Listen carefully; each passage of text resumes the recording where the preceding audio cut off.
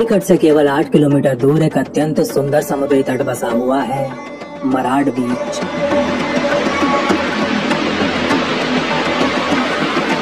शाम के समय अरब सागर से उठने वाली नीली लहरें इस बीच के सौंदर्य को अत्यंत आकर्षक बना देती हैं। इसके शांत वातावरण में डूबते हुए सूरज को देखने दूर दूर से लोग यहाँ आते हैं और एक दूसरे से बातें करते हुए देर रात तक यहीं बैठे रहते हैं।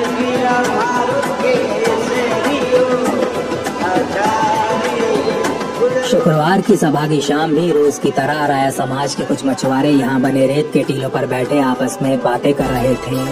पास ही बने मंदिर में शाम की पूजा का समय हो चला था और इस मंदिर से आ रही घंटियों की हल्की आवाज के अलावा मराड बीच पर आज संपूर्ण शांति थी।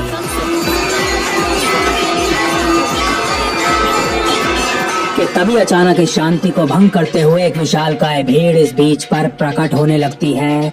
भीड़ जिसमें शामिल हर आदमी की आंखों में खून उतरा हुआ था और हाथों में तलवार, चाकू और दरांती जैसे हथियार लहरा रहे थे। यहाँ बैठे आपस में बतिया रहे इन निहत्थे मछुआरों को जैसे ही आभास होता है कि वो भीड़ उनकी तरफ आ रही है तो ये बेचारे यहाँ से भागने का प्रयास करते हैं, लेकिन अगले कुछ ही क्षणों में साफ हो जाता है कि खून की प्यासी हथियारबंद भीड़ चारों दिशाओं से इस बीच को घेर चुकी है। इससे पहले कि कोई कुछ समझ पाता, नफरत के गुस्से में उबल रहे स्थानीय मुसलमानों की ये भीड़ यहाँ मौजूद लोगों के ऊपर अपने तेजधार हथियारों से हमला बोल देती है और पूरे 10 मिनट तक अंधाधुंध वार करने के बाद जब रुकती है तब तक कुल 9 लोग मारे जा चुके होते हैं।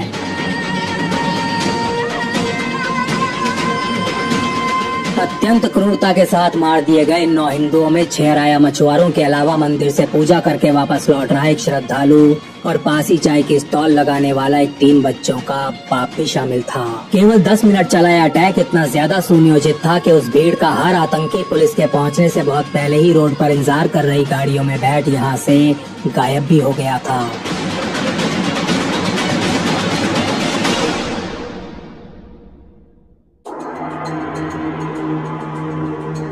आने वाले दिनों में पुलिस को इस बीच पर जगह जगह रेत के नीचे दबे हथियार मिलते हैं। इसके अलावा पास ही स्थित एक मस्जिद से 3 दर्जन बॉम्ब और तलवार चाकू का एक बड़ा जखीरा भी बरामद किया जाता है। जखीरा जिसमें रखे हथियार अभी भी खून में सने हुए थे।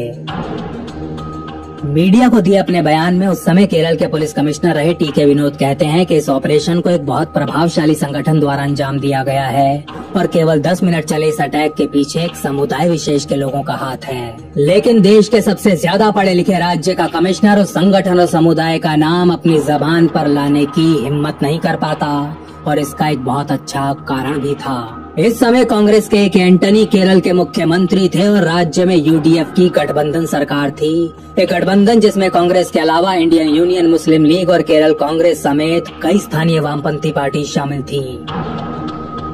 इस केस की शुरुआती जांच में क्राइम ब्रांच के आईजी महेश कुमार सिंगला अपनी इन्वेस्टिगेशन रिपोर्ट में कहते हैं कि मराड बीच पर हुए इस नरसंहार के पीछे नेशनल डेवलपमेंट फ्रंट यानी कि एनडीएफ नामक एक संगठन का हाथ है। लेकिन जल्द ही सिंगला के ऊपर कुछ अदृश्य ताकतों का दबाव पड़ता है और कमिश्नर साहब की तरह वो भी इस संगठन का नाम लेना बंद कर देते हैं। जनता और ऑपोजिशन के लगातार बढ़ रहे दबाव में यूडीएफ सरकार द्वारा जस्टिस थॉमस पी जोसेफ की अगुवाई में एक जांच आयोग का गठन कर दिया जाता है और 3 साल से ज्यादा समय बीत जाने के बाद इस आयोग की अंतिम रिपोर्ट को आखिर सार्वजनिक भी कर ही दिया जाता है।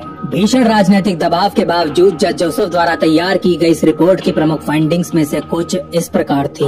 उस समय के मुख्यमंत्री ए.के. एंटनी और केरल के उद्योग मंत्री और आईयूएमएल नेता पी.के. कुनालीकुट्टी ने हर संभव प्रयास किया था कि इस नरसंहार की सीबीआई जांच न होने पाए। इस नरसंहार में भूमिका निभाने वाले लोगों में सूरज मोहम्मद जैसे कलेक्टर लेवल के वरिष्ठ अधिकारी और आईयूएमएल के पीपी मोहिद्दीन कोया और माई हाजी जैसे बड़े नेता भी शामिल थे। इस नरसंहार की प्लानिंग और फाइनेंसिंग में कई राजनीतिक दल और संगठन शामिल थे जैसे कि आईयूएमएल और एनडीएफ।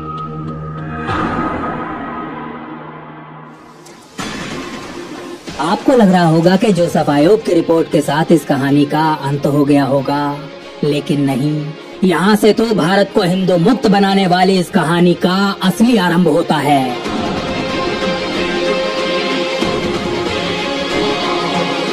दिन दहाड़े हिंदुओं की बलि चढ़ाने के बाद भी केरल की वामपंथी सरकारों के संरक्षण में एनडीएफ दिन दूनी रात चौगनी तरक्की करता रहा। हर साल 15 अगस्त पर वर्दीधारी परेड्स निकाल भड़काऊ नारे लगाता रहा और देखते ही देखते पीएफआई बन गया। वही पीएफआई जो आज 20 साल बाद अपने मिशन 2047 के तहत भारत गणराज्य को इस्लामिक रिपब्लिक ऑफ हिंदुस्तान बनाने का षड्यंत्र रच चुका है।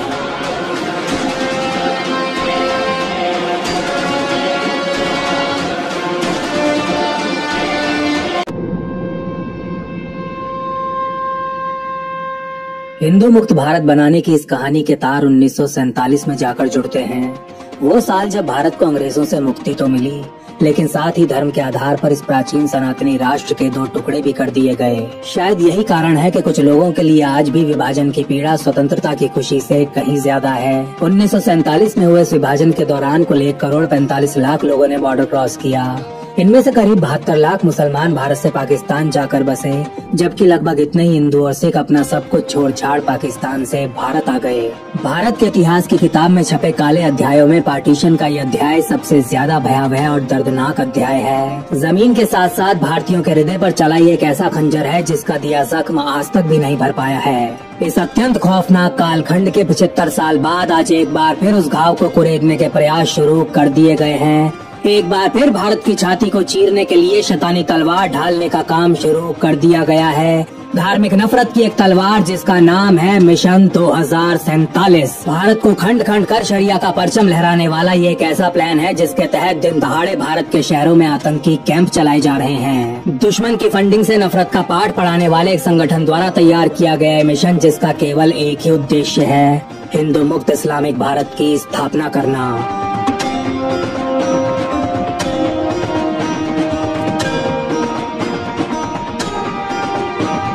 मराठ बीच पर हुए उस नृशंस सामूहिक हत्याकांड के करीब 3 साल बाद 15 फरवरी 2007 के दिन बेंगलोर में कॉन्फ्रेंस आयोजित की जाती है, जिसका टाइटल था एम्पावर इंडिया कॉन्फ्रेंस। इस 1 दिवसीय सम्मेलन का आयोजन कर्नाटका फोरम फॉर डिग्निटी और एनडीएफ जैसे संगठनों द्वारा किया गया था और इसको आयोजित करने का उद्देश्य था एनडीएफ का विलय कर एक नए संगठन को लॉन्च करना। संगठन जिसको नाम दिया गया था popular front of India, PFI।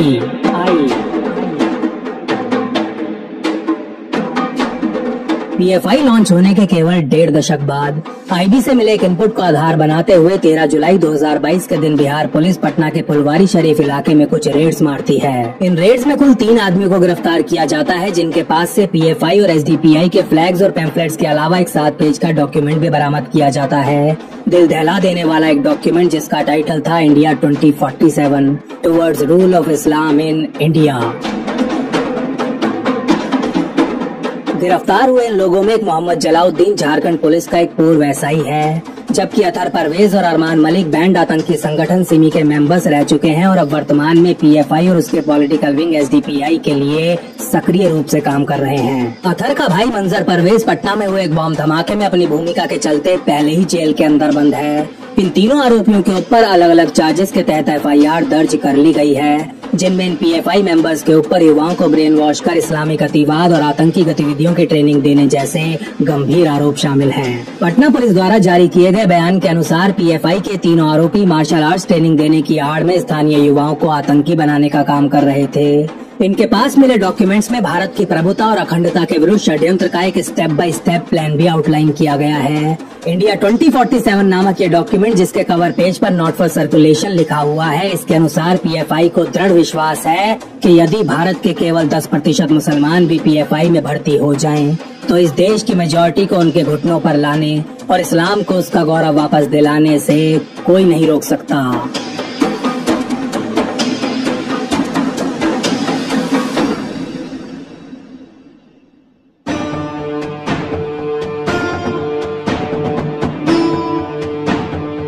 PFI के इस डॉक्यूमेंट के अनुसार भारत को इस्लामिक राष्ट्र बनाने का उद्देश्य कुल 4 स्टेजेस में पूरा किया जाएगा।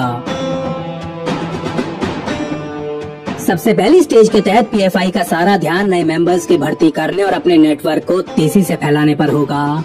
पीएफआई के पीई डिपार्टमेंट में भर्ती किए जाने के बाद नए मेंबर्स को चाकू तलवार जैसे हथियारों का प्रयोग कर अटैक और डिफेंस दोनों की ही ट्रेनिंग दी जाएगी। डॉक्यूमेंट में लिखे प्लान के अनुसार नए मेंबर्स की भर्ती के लिए मुसलमानों की व्यथा और शिकायतों का सहारा लिया जाएगा और जहां शिकायतें नहीं है वहां कुछ भी करके शिकायतों को जन्म दिया जाएगा। अपने इस डॉक्यूमेंट में पीएफआई बार बार इस बात पर जोर देता है कि कैसे मुसलमानों को लगातार उनकी शिकायतें याद दिला अराजकता को उबाल पर रखना है और इस समुदाय के लोगों में एक भारतीय से ज्यादा एक मुसलमान की पहचान को मजबूत करना है। मिशन 2047 की दूसरी स्टेज के तहत भारत के हिंदुओं के खिलाफ हिंसा का प्रयोग किया जाएगा। संख्या बल का प्रदर्शन करते हुए हिंदू विरोधियों के मन में आतंक भर दिया जाएगा। इस स्टेज में एक तरफ तो पीएफआई जनसाधारण में आक्रोश पैदा कर उन्हें युद्ध के लिए लामबंद करेगा और वहीं दूसरी तरफ उसकी ट्रेंड फौजें सुरक्षा बलों का सामना करेंगी। इस स्टेज के तहत पीएफआई कोवर्ट मिशंस को भी अंजाम देगी जिनका उद्देश्य भारत के SC, ST और OBC वर्ग का समर्थन प्राप्त करना और भारत की न्यायपालिका और प्रशासनिक स्तर में सेंध लगा अपने एजेंट्स को प्लांट करना होगा। भारत के ऊपर इस्लामिक शासन के अपने असली इरादे को गुप्त रखने के लिए पीएफआई द्वारा अम्बेडकर और संविधान जैसे शब्दों को एक कवर की तरह प्रयोग किया जाएगा। 7 पेज लंबे इस डॉक्यूमेंट में पीएफआई को अत्यंत खौफनाक तरीके से स्वीकार करते हुए पढ़ा जा सकता है कि कैसे प्रतिभा साबित करने वाले मुसलमानों को गन्स उपलब्ध कराई जाएंगी और इसके लिए जरूरी फंडिंग प्राप्त करने हेतु दूसरे इस्लामिक देशों से संबंध भी स्थापित किए जाएंगे।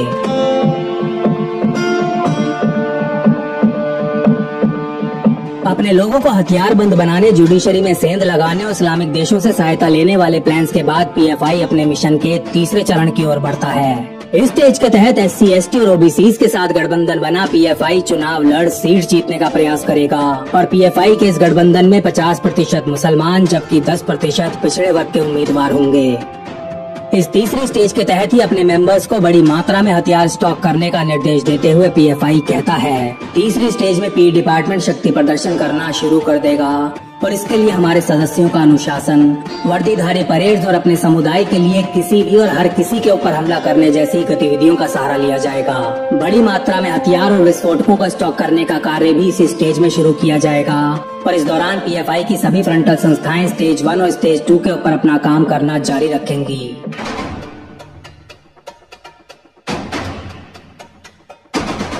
चौथी और आखिरी स्टेज में पीएफआई कहता है कि भारत की सभी सेक्युलर पार्टीज को पछाड़ते हुए वो मुसलमानों का निर्विवादित नेता बन जाएगा। इतना ही नहीं 50% SC, ST और OBCs का विश्वास जीत वो पिछड़े वर्ग का प्रतिनिधि भी बन के उभरेगा और ऐसा होने के बाद राष्ट्रीय स्तर पर सत्ता हासिल करने से उसे कोई नहीं रोक सकता।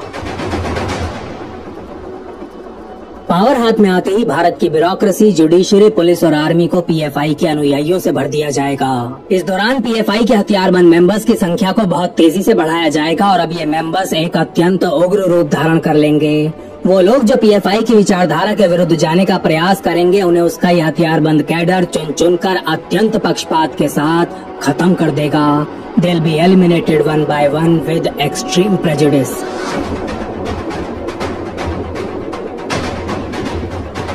पीएफआई के खून से सने इस डॉक्यूमेंट के अनुसार इस चौथी और अंतिम स्टेज के पूरा होने के साथ ही फाइनल शोडाउन का समय आ जाता है, समय जब भारत के एक हिंदू को चुन चुन कर खत्म किया जाएगा। अपने इस फाइनल शोडाउन का वर्णन करते हुए पीएफआई लिखता है, यह अत्यंत आवश्यक है कि सभी हिंदू और आरएसएस नेताओं से जुड़ी हर प्रकार की जानकारी अंतिम शोडाउन वाली स्टेज से पहले इकट्ठा कर ली जाए। अलग अलग स्तर पर काम कर रहे इंफॉर्मेशन विंग्स नियमित रूप से अपने डेटाबेसेस में जानकारी अपडेट करते रहेंगे। हिंदू नेताओं की दैनिक गतिविधियों को ट्रैक करने और हमारे चरम उद्देश्य को प्राप्त करने में इंफॉर्मेशन विंग्स की भूमिका अत्यंत महत्वपूर्ण होगी। इसीलिए बहुत जरूरी है कि इन विंग्स को और ज्यादा मजबूत और तेजधार बनाया जाए।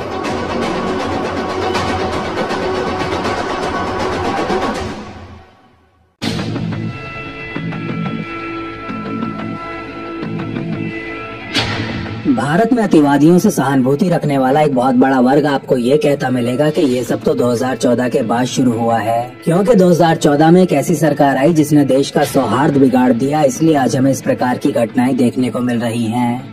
लेकिन ये तर्क तथ्य और सच्चाई से उतना ही दूर है जितना कि सूर्य से वरुण।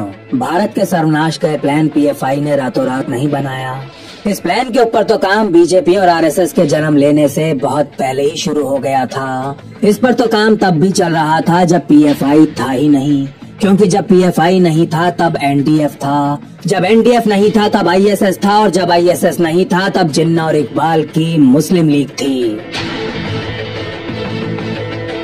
पीएफआई का पूर्वज एनडीएफ, हिंदुओं से घृणा करने वाला वो सुन्नी संगठन जिसकी स्थापना 1994 में केरल में की गई थी। 1992 के बाद हुए दंगों और आतंकी घटनाओं में संलिप्त होने के कारण जब आईएसएस को बैन किया गया तो उसकी जगह एनडीएफ अस्तित्व में आ गया।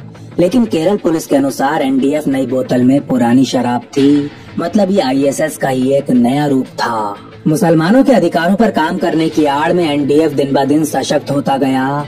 देश के जाने माने अतिवादी संगठन के साथ जुड़ते गए और हमारी सरकारें घोड़े बेच सोती रहीं। एनडीएफ की सुप्रीम काउंसिल में कुल 19 लोग थे, जिनमें से एक था प्रोफेसर पी कोया, एक अतिवादी प्रोफेसर जिसने सिमी जैसे आतंकी संगठन की स्थापना की और जिसका नाम 2003 के मराठ नरसंहार में भी आया था। अपनी स्थापना के 5 साल बाद एनडीएफ कोझिकोड में एक so called national human rights conference आयोजित करता है, जिसमें सीएचआरओ नामक एक कोवर्ट एनजीओ का गठन किया जाता है। जल्दी इस एनजीओ के साथ मुकुंदन सी मेनन जैसे मानवाधिकारों के नामी कार्यकर्ता और कई बड़े पत्रकार भी जुड़ जाते हैं और फिर इन लोगों का इस्तेमाल कर एनडीएफ ह्यूमन राइट्स वॉच और एमनेस्टी द्वारा भारत के ऊपर दबाव डलवाने लगता है।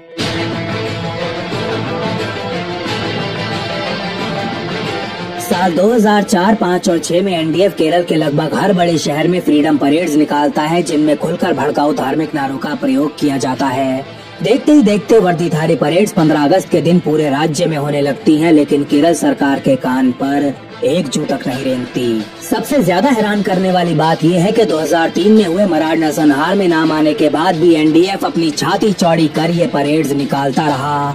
दिन ब दिन और ज्यादा शक्तिशाली और ज्यादा खूंखार होता रहा और केरल में राज करने वाली कांग्रेस और सीपीआई की सरकारें धृतराष्ट्र बनी तमाशा देखती रहीं।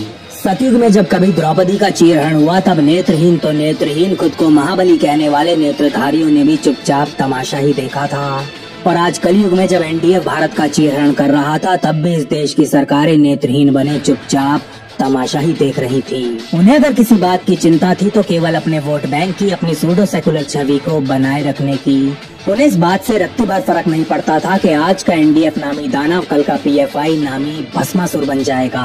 आज जो एनडीएफ केरल में कर रहा है कल वो पीएफआई पूरे देश में करेगा। 2003 में तो केवल एक ही मराठ बीच था, लेकिन 2047 आते आते भारत का हर शहर मराठ बीच बन चुका होगा।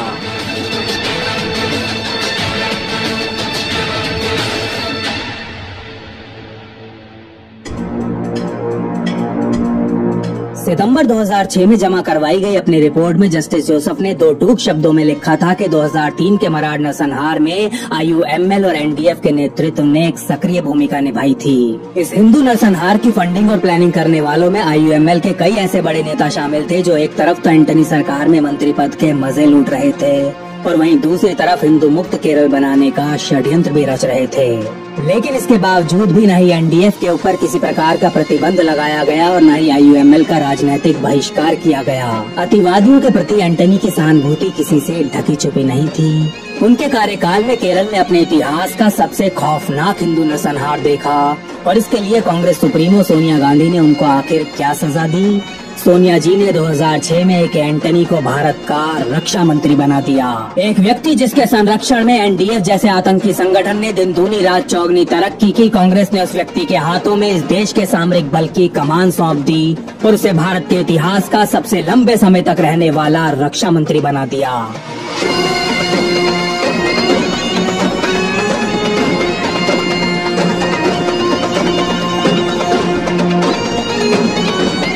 जोसेफ जांच आयोग द्वारा केरल में सर्व कर चुके कई सीनियर आईपीएस ऑफिसर्स को भी पूछताछ के लिए बुलाया गया था। इनमें ऐसा ही एक नाम था श्रीमती नीरा रावत का, जो 22 मार्च 1997 से लेकर 16 मई 1999 तक कोझिकोड की सिटी पुलिस कमिश्नर रही थी। 13 मई 2005 के दिन जोसेफ आयोग के सामने वीडियो कॉन्फ्रेंसिंग के जरिए नीरा रावत बयान देती हैं कि उन्होंने खुद अपने हाथों से एनडीएफ और आईएसआई के बीच संबंधों के ऊपर पुख्ता सबूत इकट्ठा किए थे। जांच आयोग द्वारा पूछे गए प्रश्नों के उत्तर में नीरा कहती हैं कि एनडीएफ की गतिविधियों पर जानकारी इकट्ठा करने के लिए उन्होंने एक स्पेशल स्क्वाड का गठन भी किया था। स्पेशल ब्रांच और स्पेशल स्क्वाड द्वारा इकट्ठी की गई जानकारी के आधार पर हमने कई रिपोर्ट्स तैयार की थी, जिनके अनुसार एनडीएफ को आईएसआई और ईरान से भरपूर फंडिंग मिल रही थी। हमारी ये रिपोर्ट्स पूरी तरह गोपनीय होने के साथ साथ 100% विश्वसनीय और सटीक भी थी। नीरा रावत द्वारा बनाए गए स्पेशल स्क्वाड ने एनडीएफ के कुछ मेंबर्स के खिलाफ एक केस भी दर्ज किया था। केस जिसकी जांच में ये सामने आया था कि उस समय एनडीएफ अपने एक मेंबर को आईएसआई से ट्रेनिंग दिलवाने के लिए पाकिस्तान भेजने की योजना बना रहा था। इसके अलावा नीरा रावत की अगुवाई में उमा बाबू नामक एक आतंकी को भी गिरफ्तार किया गया था, जो 1998 के कोयम्बटूर सीरियल धमाकों में शामिल था और एनडीएफ का एक सक्रिय मेंबर भी। अपनी पूछताछ में बाबू ने एनडीएफ और आईएसआई के रिश्तों के ऊपर कई बड़े खुलासे किए थे, खुलासे जिन्हें रिपोर्ट्स में दर्ज कर राज्य सरकार के पास भेज दिया गया था। 1997 और 99 के बीच नीरा रावत ने कई ऐसी इंटेलिजेंस रिपोर्ट जमा करवाई जिनमें एनडीएफ के आईएसआई और ईरान के साथ रिश्तों के ऊपर अत्यंत पुख्ता सबूत मौजूद थे, लेकिन फिर भी एनडीएफ के खिलाफ कोई आधिकारिक एक्शन नहीं लिया गया। और ऐसा शायद इसलिए था क्योंकि इस समय केरल में सीपीआईएम के नेतृत्व वाली एलडीएफ सरकार शासन कर रही थी।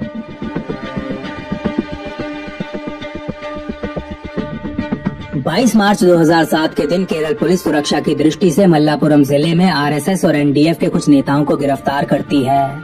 जहां आरएसएस के 6 बड़े नेताओं को गिरफ्तार किया जाता है, वहीं एनडीएफ के केवल 2 नेताओं को हथकड़ी लगाई जाती है। गिरफ्तारी के बाद एनडीएफ के प्रेसिडेंट के अब्दुल रहमान बकावी को मल्लापुरम थाने ले जाया जाता है और एनडीएफ के चेयरमैन ए सईद को पूरे मान सम्मान के साथ कोट्टाकल थाने में रखा जाता है।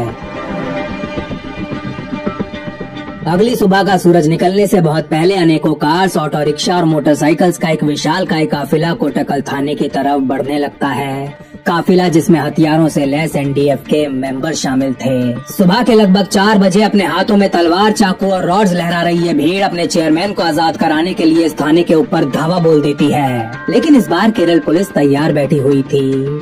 थोड़ी देर चले घमासान के बाद जहां एक इंस्पेक्टर समेत 4 पुलिस वाले घायल होते हैं, वहीं एनडीएफ के 27 मेंबर्स को गिरफ्तार कर लिया जाता है। इस समय भी केरल में सीपीआईएम की ही सरकार थी और इस बार भी एनडीएफ के ऊपर कोई कार्यवाही नहीं की जाती।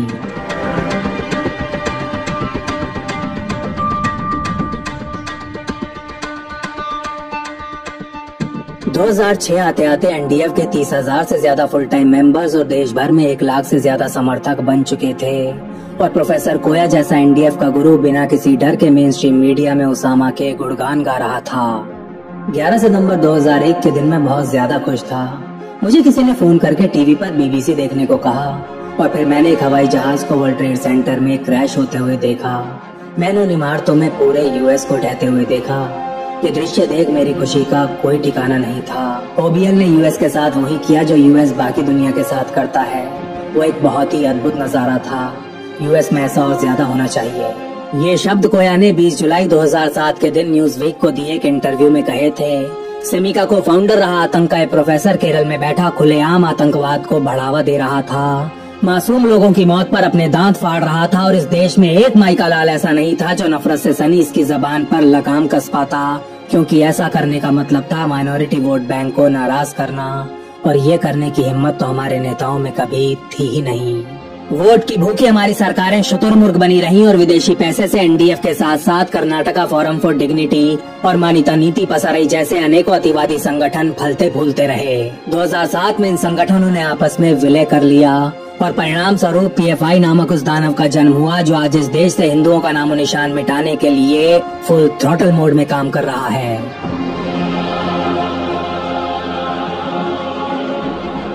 – 2014 में केरल सरकार द्वारा हाई कोर्ट में सबमिट किए गए एफिडेविट के अनुसार पीएफआई के ऊपर धार्मिक हत्याओं के 27 केसेस, हत्या का प्रयास करने के 86 और धार्मिक दंगे भड़काने के कुल 106 केसेस चल रहे थे। इन केसेस में मैसूर के एक बढ़ई का केस भी शामिल है।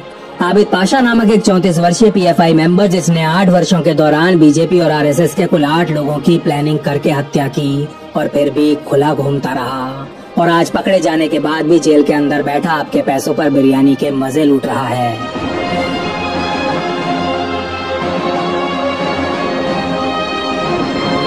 पिछले कई सालों से इंटेलिजेंस ब्यूरो लगातार पीएफआई के ऊपर अत्यंत खौफनाक इनपुट्स केंद्र और राज्य सरकारों को देता आ रहा है। खुद केरल पुलिस के अनुसार नवंबर 2017 तक पीएफआई के कम से कम 10 मेंबर्स नकली पासपोर्ट बनवाकर आईएस ज्वाइन करने सीरिया जा चुके हैं। केरल हाई कोर्ट द्वारा पीएफआई और एसडीपीआई को अतिवादी और हिंसक कहे जाने के बावजूद भी शशि थरूर जैसे पढ़े लिखे नेता आए दिन इनका समर्थन करते रहते हैं।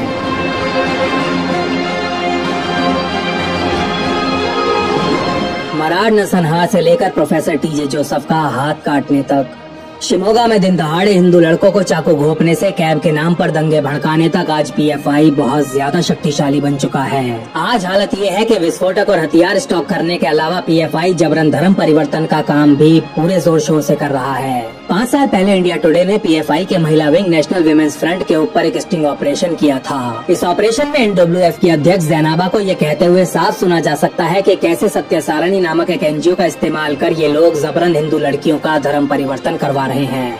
कन्वर्शन नाम पर नहीं कर रहे हैं, सेंटर का नाम दूसरे नाम पर, हमारे सत्यसारणी इंस्टीट्यूट का नाम पर कन्वर्शन सेंटर नहीं है, सत्यसारणी इंस्टीट्यूट है और चैरिटेबल ट्रस्ट है, उसी नाम पर हम शुरू कर रहे हैं।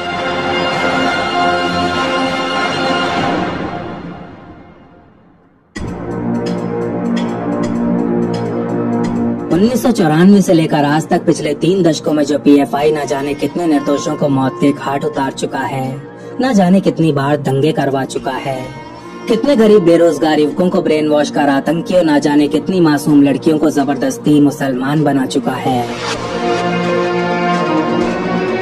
आज वही पीएफआई बिहार की राजधानी में दिन दहाड़े एक आतंकी कैंप चला रहा है। आज उसी पीएफआई के पास हिंदू मुक्त इस्लामिक भारत का एक लंबा चौड़ा प्लान बरामद हो रहा है।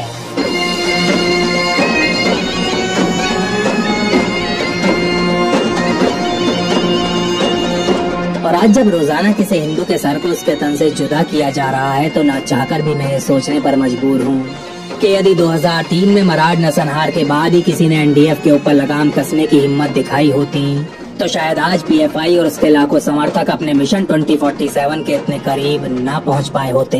आज से 20 साल पहले अगर किसी नेता ने अपनी कुर्सी से ज्यादा अपने देश से प्यार किया होता तो जन्म लेने से बहुत पहले एनडीएफ की कोख में ही पीएफआई का दम घुट गया होता। लेकिन ऐसा नहीं हुआ। मराठ नरसंहार के 20 साल बाद आज तक भी पीएफआई के ऊपर बैन नहीं लग पाया है।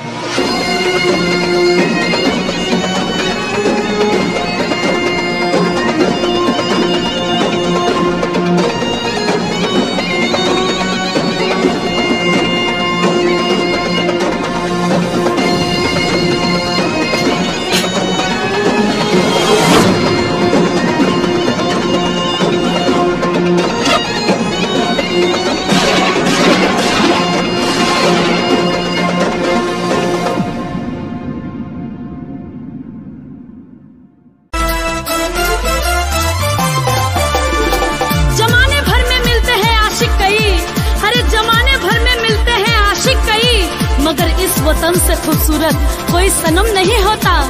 अरे नोटों में लिपट कर